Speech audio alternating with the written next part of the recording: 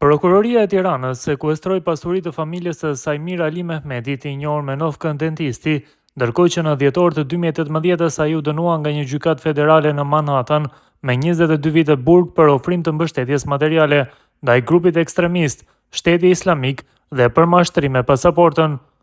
Ali Mehmeti kishte qenë në vëzhgim të autoriteteve që nga viti 2014, kur ju refuzua hyrja në Britani në 2 raste, pasi synonte të udhëtonte në Siri.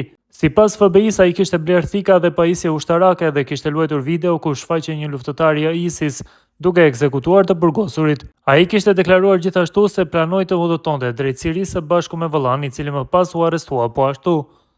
Në vitin 2015, Ali Mehmeti kishte aplikuar për një pasaportë amerikane të re, duke mashtruar për humbjen e asaj dhe duke fshehur vulat e refuzimit britanik për të shmangur dyshimet e autoriteteve. Në 2018, ai pranoi fajësim për gënjeshtra në aplikimin për pasaportë dhe për mbështetje materiale ndaj ISIS. Gjykatësi i Manhattanit Paul Engelmayer, gjatë seancës gjyqësore të 2018-s, e përshkroi Ali Mehmetin gjatë shpalljes së vendimit si një bombë e kurtisur, duke theksuar rrezikun që paraqiste për sigurinë amerikane. Ndërkohë, sot Prokuroria e Tiranës bllokoi disa llogari bankare të familjarëve të tij, që sipas organit të akuzës nuk i justifikonin burimet e ligjshme.